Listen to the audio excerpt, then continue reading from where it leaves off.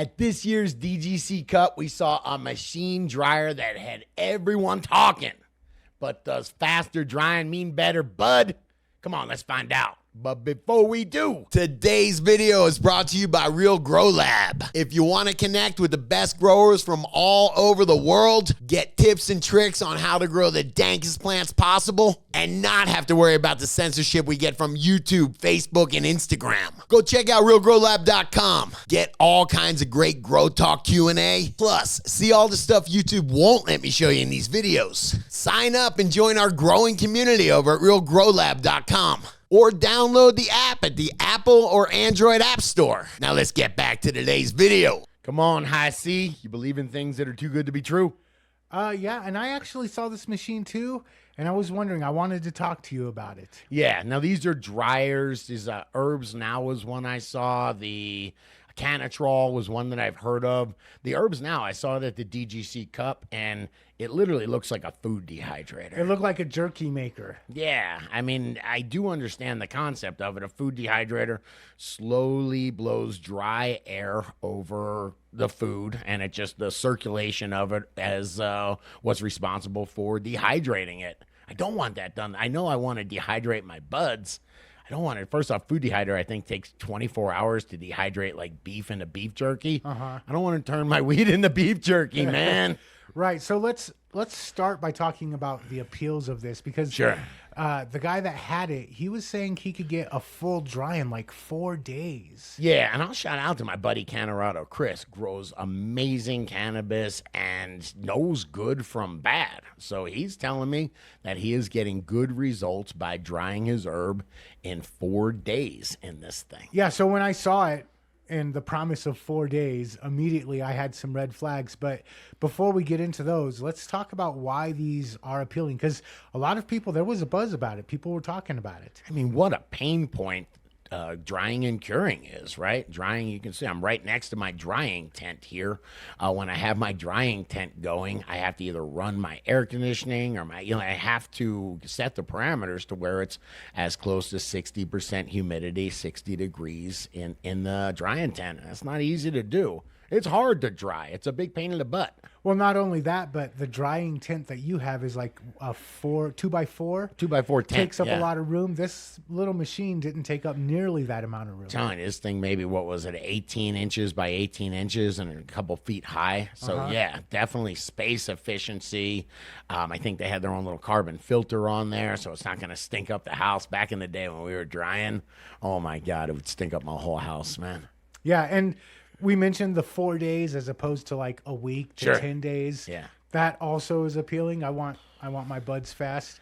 The other thing that I was thinking that is really appealing about it is it seems very set it and forget it. Yeah, and that's a big deal. Like if you're drying, I was just away for a week. If you're drying, you have to keep an eye on those plants every day. You're looking to make sure that you're getting proper circulation. You're really looking to see, maybe not every day, but by day 5, day 6, you're in there, you're snapping branches, you're making sure, you got to make sure your humidifier or dehumidifier is going. A lot of stuff to stay on top of. Yeah, you're not leaving town and just coming back 7 to 10 days later and everything's dry and perfect. It is a hands-on type of thing. Yeah, I'm thinking next product, the real dryer. They already got them, man. I think that's kind of what we're talking about here. Okay, so it does seem like there was a lot of buzz about it. There is some pros. I can see why it's appealing. But when I was talking to you about it, you were like, no, I don't think I'm ready to switch over. All right, here's why I'm a little suspect of it. From what I understand about the mechanisms or what's happening when you're drying bud is you're slowly allowing the chlorophyll to be broken down by these enzymes. These enzymes occur in the living plant. Once you kill the plant and then once you dry it out, you dry those enzymes out. They don't just reanimate when you give them more moisture. So keeping these enzymes active and working to degrade that chlorophyll molecule. The chlorophyll molecule is what gives it that grassy taste. And so we're trying to get rid of that. I've gotten really dank looking weed that Yep. ended up tasting like garbage. Sure. And it's usually because they didn't dry and cure properly. Sure. So we can give it, 4 days for those enzymes to degrade that chlorophyll molecule, or what we've known from, great growers is if you can let that work for 10 to 14 days degrading those chlorophyll molecules, you get a smoother smoke. That makes sense, right? Right. So skipping that extra week of drying and condensing it down to 4 days, my immediate thought would be, well, it didn't give it enough time to break down. Yeah. The Okay. extra days of drying is extra days of that enzymatic activity doing what we want to do, degrading that chlorophyll molecule. So, yeah, it's a little counterintuitive. That was me almost scratching my head there. It's a little counterintuitive, but I think I do. As I was doing some research, I think I understand why they work. Okay. So I get my dry down to 4 days, and how do I compensate for the fact that I'm missing out on almost a week of drying? You know what you do? You keep that enzymatic activity going. You keep that chlorophyll breakdown going. I think what these machines are doing is getting you 85% of the way, where they don't tell you, hey, look, pull this out and, pull this bud out of the machine. It should be dry and you should be able to roll a joint out of it. They want you pulling this out while those enzymes are still active, while there's still enough moisture in the bud for them to be working. So what this is doing is it's very quickly and efficiently, without degrading your terpenes, running dry air over your flowers or over your buds, getting most of that moisture out. Maybe, we'll say, gets you 80% of the way. And then they're really relying on you pulling it at the correct time and then putting it in your cure jars and letting the rest of that chlorophyll degrade through enzymatic activity during the cure. I'm doing mine a lot more. I'm getting a lot more breakdown in the drying tent. But does it really matter if it's happening in the drying tent and that last 20% of the degradation is happening when it's curing in the bucket? That's what I think is going on. That's how I think these things work. So ideally, you're still gonna need an extended cure time, and you're still gonna need to focus on that cure. Yes, and I will say, man, excuse me, I've dried bud in 5 days, about 5-6 days, and it was smokable. It was decent. Definitely could have been, if you put it in the cure container, it would have smoothed out, mellowed out, but I have dried weed in 5 days, I'll say. The other thing that you brought up was the terpenes.